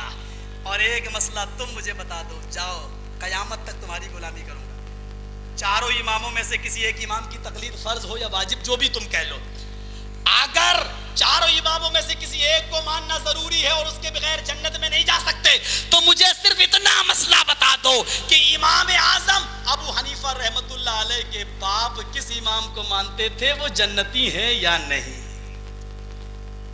अब आप कहो कि इमाम आजम अबू हनीफा के बाप भी, जब चारों में से किसी को एक इमाम को मानना जरूरी है, तो अबू हनीफा रहमतुल्लाह अलैह के बाप किसको मानते थे? नहीं, इमाम अबू हनीफा। अरे अबे अबू हनीफा तो पैदा ही नहीं हुए, ये इमाम साहब तो आए ही नहीं है, वो किसको मानते थे? सब चारों इमाम तो थे ही नहीं, तो उस वक्त जो इमाम था उसको मानते थे। अच्छा, उस वक्त जो इमाम था तो फिर 5 इमाम होना चाहिए ना, तो 4 ही कैसे रह गए? फिर जिसको तुम्हारे इमाम का बाप भी अपना इमाम माने, उसको तुमने क्यों छोड़ा? और तकलीद चारों इमामों में से किसी एक की करना जरूरी है, तो इमाम मालिक, इमाम अबू हनीफा रहमतुल्लाह अलैह के बाप के बारे में तुम्हारा ख्याल क्या है? अगर ये सिर्फ कुरान और हदीस को मानते थे, तो सिर्फ तुम क्यों नहीं मानते हो कुरान और हदीस को? फिर वही कहूंगा, कहीं फंस ना जाना, संभल के कदम रखना, बहुत कांटेदार झाड़ी है। आइए, दिल चाहता है एक हदीस और पढ़ दूं। तुम कहते हो मैं इमाम की नहीं मानता हूं, एक हदीस और पढ़ दूं, बड़े प्यार से तुमको बता देता हूं। बात बहुत अच्छी है, जल्दी जल्दी मैं बताऊंगा, आप गुस्ताखी माफ करना, टाइम बहुत तेजी से गुजर रहा है। हजरत अबू हुरैरा माल गनीमत को देख रहे हैं, माल की हिफाजत फरमा रहे हैं। एक शैतान इंसानी शक्ल में आया, फहसा, और लुप भर भर के उसमें भरने लगा माल दामन में। अबू हुरैरा ने पकड़ लिया, ए चोर! کہا میرے بچے بھوکے مر رہے تھے, میں نے, مجھے چھوڑ دو, اب نہیں آؤں گا. صحیح بتا رہا کہ ہاں چلو ٹھیک آج جاؤ, ٹھیک ہے, مسلم کی حدیث ہے, ٹھیک ہے چھوڑ دیا اس کو. اللہ کے رسول ایک چور آیا تھا, آپ نے کہا مجھے جبرائیل سب بتا دیا. کہا اچھا مال چورا رہا تھا, ٹھیک ہے, ابو ہریرہ حفاظت کرنا, اور آج اس پھر آئے گا, اس کو پکڑ کے میرے پاس نہ. کیا پھر آئے گا؟ کہاں وہ پھر آئے گا؟ ابو ہریرہ فرماتے ہیں کہ وہ اتنی رات میں نہیں دیر میں آیا اور میں جاگ رہا تھا, مجھے یقین تھا کہ وہ آئے گا کیونکہ اللہ کے رسول نے کہا ہے. رسول کی بات پر کتنا یقین. اور آج رسول کی بات دیکھیں گے میرے بزرگ سے اجازت ملی ہے یا نہیں ملی ہے. رسول کی بات پرکھیں گے میرے امام نے, میرے بزرگ نے کہا یا نہیں. پرکھو, قیامت کے دن بھی اللہ کا رسول پرکھے گا, دیکھیں یہ میری بات مانتا تھا یا نہیں, تب جنت جہنم کا فیصلہ ہوگا, اتنی آسانی سے نہیں. دوسری رات میں پھر آیا, ابو ہریرہ نے پکڑ لیا, آج تو نہیں چھوڑوں گا, چل اللہ کے رسول کے پاس. میری بیوی میرے بچے بھوکے مر رہے تھے, میں کیا کروں, مجبور تھا, بہت منت ضمانت کی, وعدے کیے, قسمیں کھائی, اب نہیں آؤں گا, نہیں آؤں گا, نہیں آؤں گا, ضد کی. ابو ہریرہ فرماتے ہیں اچھا ٹھیک ہے آج میں چھوڑ دیتا ہوں لیکن کل نہیں آنا. کہا ٹھیک ہے اب نہیں آؤں گا, چھوڑ دیا. دوسرے دن بھی اللہ کے رسول کو پورا واقعہ بتایا. اللہ کے نبی نے کہا ٹھیک کیا لیکن چھوڑنا نہیں چاہیے تھا. کہا کیوں؟ بہت منت ضمانت کر رہا تھا. ہاں آپ نے فرمایا ابو ہریرہ وہ آج پھر آئے گا. کہا کیا؟ کہا آج وہ پھر آئے گا. تیسری رات میں پھر آیا, آج تو میں چھوڑوں گا نہیں, چل. کہا ابو ہریرہ مجھے چھوڑ دو, تم نہیں جانتے میں کتنا پریشان ہوں. ہٹ, 3 دن سے برابر آ رہا ہے, کہہ رہا پریشان ہوں, چلو آج میں لے کے چلتا ہوں. اب تو اس کو پکڑا, جب گھسیٹنے لگے کہا مجھے چھوڑ دو, میں تمہیں ایک دعا بتاتا ہوں, اس دعا کو اگر مال پر پڑھ لیا کرو گے تو کبھی اس مال کی چوری نہیں ہو سکتی. چور کہیں کہ تو دعا بتائے گا, چور اور دعا, ہٹ, تیری دعا پر کون بھروسہ کرے. کہا اللہ کی قسم مجھے یہ دعا معلوم ہے, آپ یقین کریے میری. اچھا ٹھیک ہے وہ دعا بتا, میں چھوڑ دوں. کہا کہ اگر مال پر آیت الکرسی پڑھ لیا کرو, جس مال پر تم ہو, تو اللہ تعالیٰ ایک حافظ, ایک فرشتہ مسلط کر دے گا اور وہ تمہارے مال کی حفاظت فرمائے گا. آیت الکرسی پڑھ کر دم کر دیا کرو مال پر. اچھا ٹھیک ہے, گئے اللہ کے رسول سے کہا آیا تھا. کہا اچھا پھر بھی نہیں لائے. کہا اللہ کے رسول بڑی اچھی دعا بتائی ہے, آپ سے پوچھنے آیا ہوں یہ صحیح ہے یا نہیں. دیکھیے ابو ہریرہ نے فوراً عمل نہیں کیا, اس حدیث کی تحقیق کے لیے اللہ کے نبی کے پاس آئے. اللہ کے نبی نے کیا کہا, ابو ہریرہ اس نے یہ دعا جو بتائی ہے اللہ کی قسم یہ دعا بڑی مبارک دعا ہے, بڑی خیر و برکت والی دعا ہے. اللہ اس دعا کے پڑھنے سے اس مال کی حفاظت فرماتا ہے, ایک فرشتے کو مسلط کر دیتا ہے, اس مال کی چوری نہیں ہوتی ہے. لیکن جانتے ہو بتانے والا کون تھا؟ ذاک الشیطان, بتانے والا شیطان تھا, شیطان تھا. پہلا مسئلہ یہ معلوم ہوا اس حدیث سے کہ شیطان انسان کی شکل میں آ سکتا ہے. دوسرا مسئلہ اس حدیث سے یہ معلوم ہوا کہ شیطان ہمارے گھر کے مال کی چوری بھی کر سکتا ہے. تیسرا مسئلہ اس سے یہ معلوم ہوا کہ اچھی باتیں کبھی کبھی شیطان بھی کر دیتے ہیں. اور چوتھا مسئلہ اس سے یہ معلوم ہوا اہل حدیثوں پر تانے دینے والوں کہ یہ اماموں کو نہیں مانتے. اللہ کے رسول نے کہا ابو ہریرہ اس دعا کو پڑھ لیا کرو, مال پر تمہارے مال کی کوئی چوری نہیں کرے گا. شیطان نے یہ دعا بتائی ہے لیکن یہ دعا بہت اچھی ہے. اس حدیث سے ایک مسئلہ یہ معلوم ہوا کہ اگر شیطان کی بات کی تصدیق محمد رسول اللہ کر دیں اور شیطان کی بات پر رسول کی مہر لگ جائے تو شیطان کی بات بھی حدیث بن جاتی ہے. غور کرو مسئلہ, شیطان کی بات کی تصدیق اگر محمد رسول اللہ کر دیں اور شیطان کی بات پر مہر محمد رسول اللہ لگا دیں تو شیطان کی بات بھی حدیث بن جاتی ہے. ہم تو شیطان کی بھی وہ بات ماننے کے لیے تیار ہیں جس کی تصدیق محمد رسول اللہ کر دیں. ہم تمہاری اماموں کی بات کیوں نہیں مانیں گے, لیکن تصدیق جناب محمد رسول اللہ کو کرنی چاہیے, تصدیق وہی ہونا چاہیے. آؤ میرے بھائیوں, جو مسلک شیطان کی بات ماننے کے لیے تیار ہے بشرط یہ کہ وہ رب کے قرآن سے ملے, محمد کے فرمان سے ملے, ہم تمہاری بات بھی مانیں گے بشرط یہ کہ وہ بہروپیوں کی باتیں نہ ہوں, بھیس بدلنے والوں کی نہ ہوں, خود اللہ اور اس کے رسول کی بات ہو. ایک حدیث اور, 9:30 بج گئے, میری گھڑی 9:30 بجا رہی ہے. آئیے زبردست واقعہ, اس حدیث سے کئی مسئلے معلوم ہوں گے, کئی مسئلے معلوم ہوں گے. اور اس حدیث کو میں لاسٹ میں بتا رہا ہوں, دردناک واقعہ ہے. ابراہیم بھائی آپ بیٹھ جائیے اور سن لیجیے, بڑا زبردست واقعہ ہے, آپ بھی سنیے, آپ کو بھی بولنے کے کام آئے گا یہ مسئلہ. سن لیجیے. آئی بیچارہ اکیلا آدمی لڑ رہا ہے, لڑنا چاہیے لیکن دین کے لیے, اپنے مفاد کے لیے نہیں. اللہ کے نبی کے زمانے میں, پہلے حدیث کا حوالہ دے دوں ورنہ لوگ کہیں گے کہاں سے بول گیا. ترمذی شریف کتاب الحدود, اب آسانی سے دیکھ سکتے ہو. اللہ کے نبی کے زمانے میں ایک عورت فجر کی نماز پڑھنے کے لیے نکلی. اللہ کے نبی کے زمانے میں ایک عورت فجر کی نماز پڑھنے کے لیے نکلی. پیچھے سے ایک آدمی آیا اور اس نے اپنے سر سے امامہ اتارا, جو باندھتے تھے صحابہ, امامہ اتارا اور اس نے اس عورت کے اوپر امامہ ڈالا, اور امامہ ڈالتے ہی اس کو کھینچ کے لے گیا, تنہائی میں لے گیا, اکیلے میں لے گیا. پھر حدیث کے الفاظ سنو, فقضا حاجتہ, اس نے اس کے ساتھ زنا کر ڈالا. فقضا حاجتہ کا مطلب اس کے کپڑے اتار کر اس کے ساتھ زنا کر ڈالا, یعنی جس طریقے سے زنا جس کو کہا جاتا ہے پوری طریقے سے اس نے کر لیا. فقام ففرا, پھر کھڑا ہوا اور بھاگا. اس آدمی نے اس عورت کے ساتھ زنا کیا اور زنا کرنے کے بعد وہ بھاگا. فقامت فصاحت, یہ عورت بھی کھڑی ہوئی, فصاحت اور چیخی, پکڑو پکڑو اس آدمی کو, اس آدمی نے میری عزت لوٹی ہے. اس کی بات سن کر جو صحابی فجر کی نماز پڑھنے جا رہے تھے, ایک صحابی جو آگے تھا, اس نے سنا اور بھاگتے ہوئے آدمی کو دیکھا, وہ اس کے پیچھے بھاگا پکڑنے کے لیے. لیکن یہ عورت بھاگنے والے آدمی کو نہیں دیکھ پائی, یعنی جس نے زنا کیا اس کو دیکھ رہی ہے کہ وہ بھاگ رہا ہے, لیکن اس آدمی کے پیچھے جو آدمی بھاگا اس کو پکڑنے کے لیے اس کو نہیں بھاگتا ہوا دیکھ پائی. وہ سمجھی کہ یہی بھاگ رہا ہے. اتنے میں وہ عورت چیخے جا رہی ہے, جلدی نکلو جلدی نکلو, آدمی بھاگ رہا ہے. 8 10 15 آدمی اور نکلے اور وہ بھی بھاگنا شروع کر دیے. جو آدمی نکلے جو بھاگ رہے ہیں وہ سمجھے کہ مجھ سے آگے جو آدمی بھاگ رہا ہے یہی اصل مجرم ہے, حالانکہ وہ خود کسی مجرم کے پیچھے بھاگ رہا ہے. یہ گئے 10 15 لوگوں نے مل کر تیزی کے ساتھ بھاگتے ہوئے اس آدمی کو پکڑ لیا جو خود کسی کے پیچھے بھاگ رہا تھا. حدیث کے الفاظ دیکھو, اس کو پکڑا, اس آدمی نے کہا ارے مجھے چھوڑو, مجھے بھاگنے دو. اس آدمی کے پیچھے جو اس عورت کی عزت لوٹ کے بھاگا ہے, ارے وہ بھاگ جائے گا, ابھی مجھے معلوم ہے کہ وہ کس گلی میں گھسا ہے. ان لوگوں نے کہا چپ, بچنے کے لیے کہہ رہا, چپ ہٹ.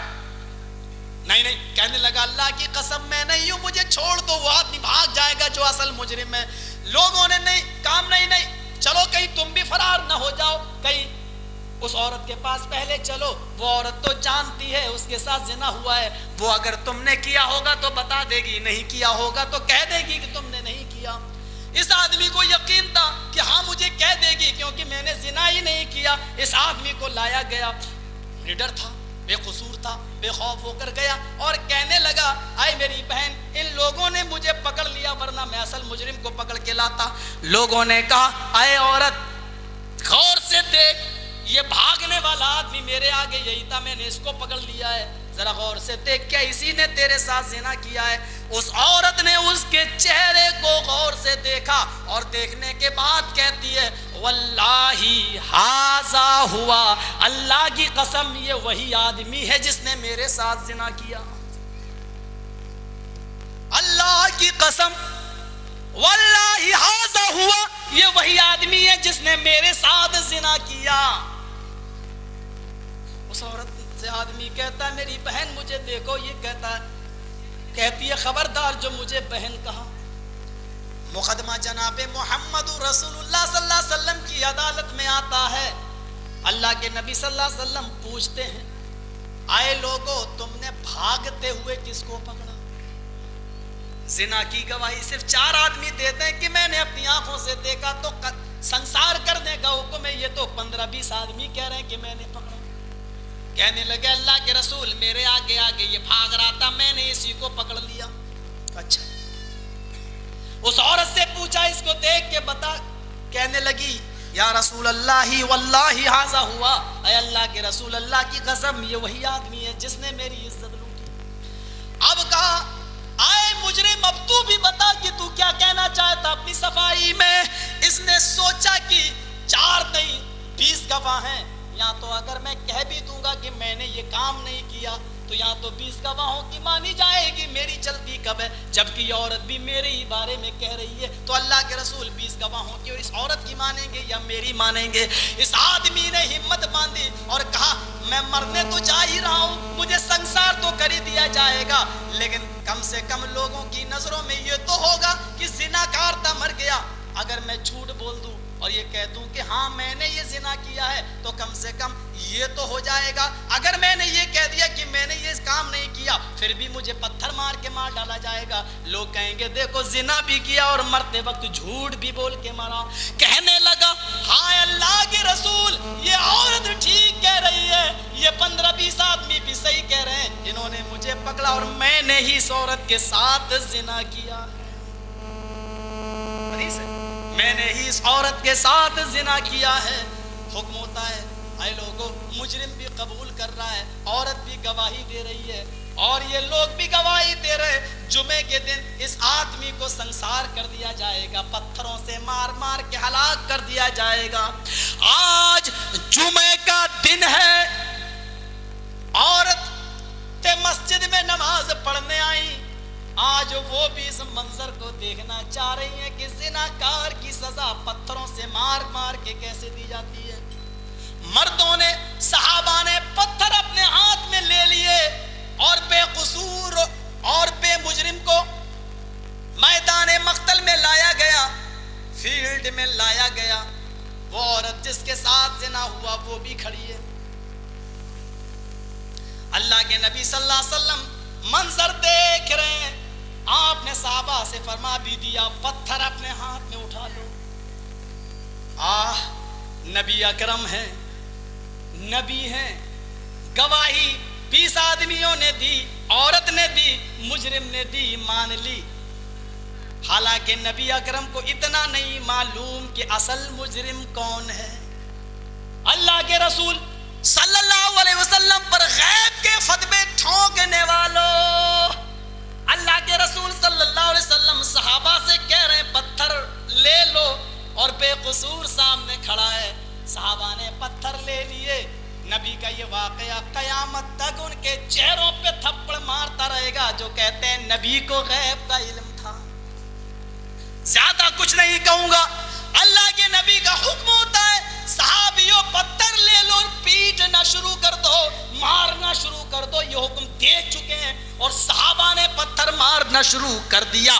تان لیا ہاتھ, اتنے میں پہاڑ کی چوٹی سے ایک جانب سے آواز آتی ہے قف یا رسول اللہ, قف یا رسول اللہ, اے اللہ کے رسول ٹھہر جاؤ, ٹھہر جاؤ, رک جاؤ, رک جاؤ. اصل مجرم یہ نہیں ہے, اصل مجرم میں ہوں, اصل گناہگار یہ نہیں ہے, اصل گناہگار میں ہوں. اس آدمی کو پتھر سے مار مار کے ہلاک نہ کرو, اس کا حقدار میں ہوں, مجھے مارو. معاملہ سیریس ہو گیا. نبی اکرم نے اس کو بلایا. اس آدمی نے آتے ہی اپنے بھائی کو گلے لگایا اور کہا کہ جب تم بے قصور تھے تو تم نے یہ ذمہ داری کیوں لے لی؟ اس نے کہا کہ میں اللہ کے نبی اور صحابہ کی نظروں میں جھوٹا مر کے بن کے نہیں مرنا چاہتا تھا. اس عورت سیریس ہو گیا معاملہ. غور کرو, نبی ہے اور کوئی فیصلہ غلط بھی دے سکتے ہیں, نعوذ باللہ من ذالک. نہیں, لیکن انسان تھے, گواہی پر یقین کر لیا, عورت کی گواہی پر, اور خود بے قصور کہہ رہا کہ میں مجرم ہوں. اب آپ بتاؤ, اگر میں یہ کہہ دوں کہ میں فلاں آتنکوادی سنگٹھن سے ملا ہوں, جب میں خود ہی کہوں گا تو کون نہیں مانے گا؟ میرے بھائی جو اللہ کے رسول نے بھی اس کی بات مان لی. اب اندازہ لگاؤ اور غور کرو, اس مجرم کو اللہ کے نبی نے کہا کہ کیا تم اصل مجرم ہو؟ کہا ہاں. ان 15-20 لوگوں سے پوچھا کیا تم نے کس کو پکڑا؟ کہا اللہ کے رسول پکڑا تو اس کو تھا, لیکن جس وقت پکڑا تھا اس وقت یہ آدمی کہہ رہا تھا کہ میرے آگے کوئی آدمی دوڑ رہا ہے, میں اس کو پکڑنے کے لیے دوڑ رہا ہوں, مجھے چھوڑ دو. پھر تم نے کیوں نہیں چھوڑا؟ کہا اللہ کے رسول میں نے سوچا شاید جھوٹ بول رہا ہے اور جان بچانے کے لیے بھاگ رہا ہے, میں نے سوچا عورت سے گواہی لے لو. پھر اس عورت سے کہا غور سے دیکھ لے, غور سے دیکھ لے کیا یہی آدمی ہے. اس عورت نے اس کو دیکھا, اس کو دیکھا, کہنے لگی اللہ کے رسول رات بڑی اندھیری تھی, مجھے نہیں معلوم کہ ان دونوں میں کون اصل مجرم ہے. اب جو کہہ رہا ہے میں ہوں تو اسی کو قتل کر دو, لیکن مجھے مجرم کی سزا دیکھنی ہے, مجھے اپنی عزت لوٹنے والے کو قتل ہوتے ہوئے دیکھنا ہے. اللہ کے رسول نے فرمایا کہ واقعی تم اصل مجرم ہو. اس نے کہا, عورت نے کہہ دیا مجھے نہیں معلوم کہ ان دونوں میں کون ہے, رات بڑی اندھیری تھی. اب اللہ کے رسول نے असल मुजरिम को हुक्म दिया, जाओ इसको कत्ल कर दो। जो असल मुजरिम था उसको मैदाने मक्तल में लाया गया और सहाबा ने पत्थर उठाना शुरू किए और जैसे ही मारने चले आसमान से जिब्राइल अलैहिस्सलाम आ गए। ऐ मोहम्मद सल्लल्लाहु अलैहि वसल्लम, अल्लाह ने इस आदमी की पहाड़ी के उस जानिब की जाने वाली तौबा को कबूल कर लिया है और अल्लाह ने इस आदमी को माफ कर दिया, आप भी छोड़ दीजिए। इस आदमी ने जिना किया है और जिना करने की सजा इसको मिलनी चाहिए, ये सही है। इसने बहुत बड़ा कसूर किया है, इसको पत्थरों से मार मार के हलाक करना चाहिए। इसने गुनाह तो बहुत बड़ा किया है, लेकिन इसने एक नेकी बहुत बड़ी की है। वो नेकी है कि वक्त पर आकर एक बेकसूर की जान भी बचा ली है। अगर ये वक्त पे ना आता तो बेकसूर मारा जाता, अगर वक्त पे ना आता तो एक बेगुनाह मारा जाता। अगर उसके गुनाह की सजा मिलनी चाहिए तो उसका एक नेकी जो उसने बेगुनाह की जान बचाई है उसका कुछ अजर भी मिलना चाहिए। जाओ, अल्लाह ने माफ किया, इस औरत से कहो तू भी माफ कर दे। बहरहाल उस औरत को माफ कर दी, उस औरत ने उसको भी माफ कर दिया। इस तरह दोनों की जानें बच गई। मुझे आप ये बताएं, इस हदीस को सामने रखिए और कितने मसले मालूम होते हैं। पहला मसला मालूम ये होता है कि औरतें पांचों वक्त की नमाज में, खास तौर से फजर की नमाज में भी मस्जिद में जाया करती थी। दूसरा मसला, फजर की नमाज में भी जा रही हैं औरतें। दूसरा मसला इससे ये मालूम हुआ कि फजर की नमाज इतने अंधेरे में पढ़ी जाती थी, आहा, कि जिना करने वाला मर्द औरत से जिना कर रहा है और औरत को ये भी नहीं मालूम दो जिस्म एक जान। जब जिना होता है तो कितने करीब से होता है, लेकिन अंधेरे की वजह से औरत जिना करने वाले आदमी को पहचान नहीं पा रही है। यानी अहले हदीसों वाले टाइम पर फजर की नमाज हुआ करती थी, अफजल वक्त पर नमाज हुआ करती थी फजर की नमाज पढ़ने निकली। तीसरा मसला इससे ये मालूम हुआ कि अल्लाह के नबी को इल्म गैब नहीं था। अगर इल्म गैब नबी को होता, अगर इल्म गैब नबी को होता तो अल्लाह के नबी कह देते कि ये असल मुजरिम नहीं, ये असल मुजरिम तो भाग गया, इस आदमी को कत्ल की सजा क्यों सुनाऊं, पत्थरों से क्यों मारूं। और चौथा मसला इस हदीस से ये मालूम हुआ कि अल्लाह के नबी के जमाने में तो एक औरत की इज्जत तक लुट गई, जिना तक हो गया। आज तुम कहते हो कि फितने का जमाना है, मॉडर्न जमाना है, खतरा है, औरतों की इज्जतें आज महफूज नहीं है, इसलिए औरतों को मस्जिद में ना ले जाओ। अरे इससे बड़ा फितना और क्या होगा कि अल्लाह के नबी के जमाने में एक औरत की इज्जत तक छलनी हो गई, इज्जत तक लुट गई। आप कह सकते थे कि अब औरतों की इज्जतें महफूज नहीं है, लिहाजा आज के बाद औरतें फजर की नमाज पढ़ने ना आए, लेकिन इसके बावजूद जिना तक हो गया। लेकिन अल्लाह के नबी ने ये नहीं कहा कि आज के बाद औरतें मस्जिदों में नमाज पढ़ने आना बंद कर दें। और लोगों, जब नबी ने इतने बड़े फितने को फितना ना माना तो तुम कौन होते हो? क्या नबी से ज्यादा समझदार हो? मेरे प्यारे साथियों, इन औरतों पे जुल्म ना करो। ऐसे ऐसे फतवे दे रहे हैं आज हमारी यूनिवर्सिटियां, आज हमारे मदरसे। एक मदरसा फतवा दे रहा है औरत इलेक्शन नहीं लड़ सकती, दोबारा फतवा दिया हाँ चेयरमैनी का और एमएलए का, एमपी का, विधान का, परिषद का इसका चुनाव लड़ सकती है, लेकिन बुरके में कोई चुनाव लड़ेगी? बुरके में बुरका ओढ़ के जाओ, भाइयों मुझे वोट देना, बुरके में वोट मांगेगी। लेकिन नहीं साहब, बुरका ओढ़ के चुनाव लड़ सकती है, इलेक्शन लड़ सकती है। ये खोपड़ी देखिए इनकी, फतवा क्या दिया, इलेक्शन लड़ सकती है बुरका ओढ़ के।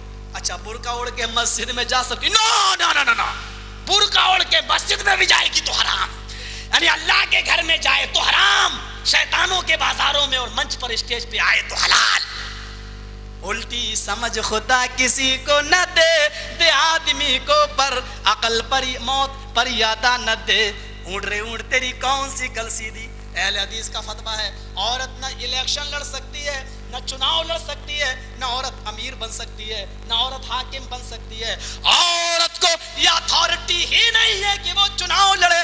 हाँ, औरत मस्जिद में जा सकती है लेकिन इमाम नहीं बन सकती है। वो एक मर्द इमाम के पीछे नमाज अदा कर सकती है। जिसको कुरान और हदीस के ये मसले लेना हो वो ले ले। सानिया मिर्जा के पीछे हाथ धो के क्यों पड़े हो, क्यों नाम लिए बैठे हो? उसका ड्रेस गलत है, इसका मतलब तुमने देखा है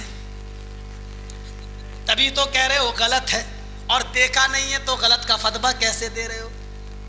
अच्छा ये बताओ, वो ड्रेस चेंज कर दे और नीचे तक का कपड़ा पहन ले, फुल आस्तीनों के कपड़े पहन ले, तो क्या उसका मर्दों के सामने खेलना जायज हो जाएगा?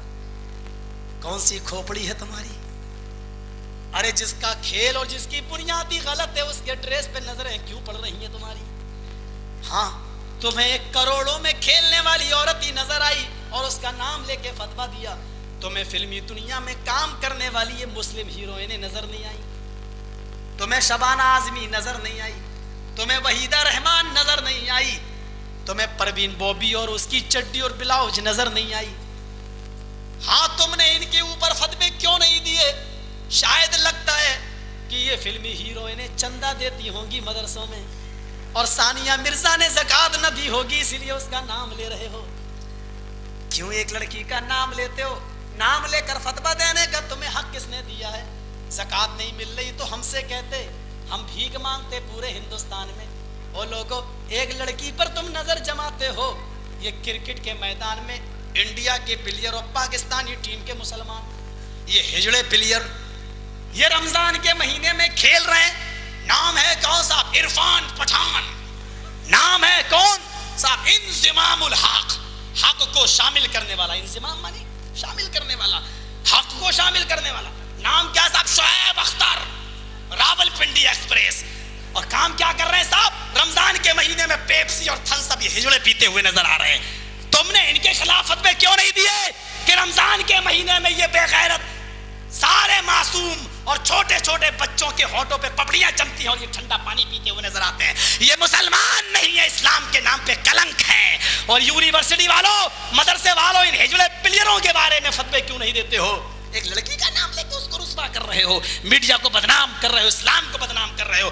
ارے وہ تم یہ بات کرتے ہو، وہ تو اتنا اسکرٹ پہن کے کھیل رہی ہے، تم یہ بات کر رہے ہو۔ اہل حدیث تو اس بے پردگی کو بھی قبول نہیں کرتا کہ کوئی عورت برقع اوڑھے اور چہرہ کھلا ہو بازار میں گھومے، ہم تو اس بے پردگی کو بھی حرام قرار دیتے ہیں کہ چہرہ کھلا ہے اور برقع پہنے ہوئی ہے۔ ہماری نظر میں تو یہ بھی غلط ہے، لیکن ہم کسی کا نام نہیں لیں گے، ہم ایک عام بات کہتے ہیں۔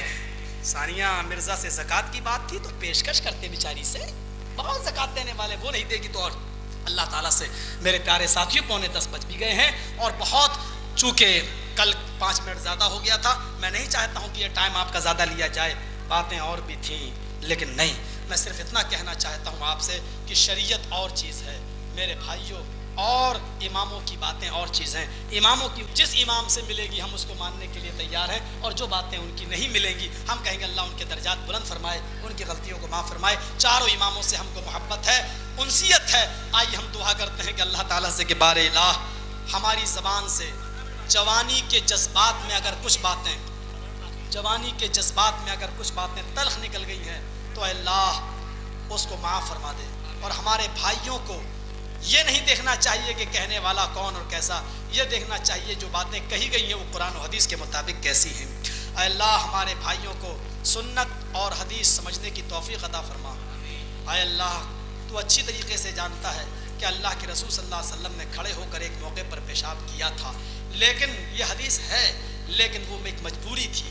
اللہ کے رسول صلی اللہ علیہ وسلم کی ریڑھ کی ہڈی میں درد تھا، اور جس جگہ آپ نے پیشاب کیا وہ گندگی بہت زیادہ تھی، وہاں بیٹھتے تو آپ کا دامن اور آپ کی لنگی وغیرہ خراب ہونے کا ڈر تھا، وہاں پر آپ بیٹھنا مناسب نہیں تھا کیونکہ ریڑھ کی ہڈی میں درد تھا۔ آج اہل حدیث کا مسئلہ بھی یہی ہے کہ اگر کسی کے ساتھ یہ پریشانی ہو، ریڑھ کی ہڈی میں درد ہو، بیٹھنے سے مجبور ہو اور پریشانی اگر اس کو ہو تو وہ کھڑے ہو کر پیشاب کر سکتا ہے۔ ہم اس حدیث پر بھی عمل کریں گے، لیکن مجبوری میں نبی نے کیا، مجبوری میں ہم بھی کریں گے۔ حالت صحت و تندرستی میں نبی نے نہیں کیا تو حالت صحت و تندرستی میں ہم بھی نہیں کریں گے۔ اللہ کے نبی نے وضو بنایا اور اپنی بیوی کا بوسہ لیا، صحیح ہے، جائز ہے اے اللہ، لیکن آج لوگ کہتے ہیں کہ ہر اہل حدیث کو وضو بنا کر اپنی بیوی کو چومنا چاہیے۔